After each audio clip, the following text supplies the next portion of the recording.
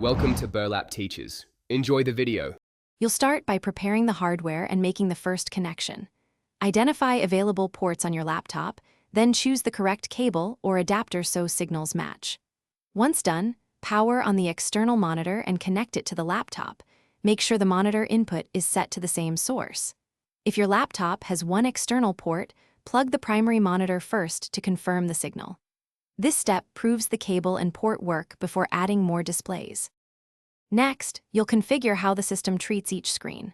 Open Display Settings and click Detect if a monitor isn't visible.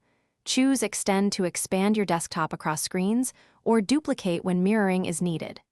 Drag the monitor icons so left, right, and top-bottom positions match your physical setup, then set each display's resolution and scaling for readable text. Make one screen primary to host the taskbar or dock. Also check refresh rate to avoid stutter. Higher rates feel smoother for motion. Finally, expand and refine the multi-monitor system and handle common faults. If you need more than one external monitor, use a docking station, USB-C hub, or DisplayPort daisy chain. Make sure your laptop's GPU and ports support multiple outputs. Once everything's connected, tweak color profiles and app-specific GPU assignment for consistent performance. If a monitor stays blank, reboot the laptop, swap cables or ports, update graphics drivers, and test the adapter on another device.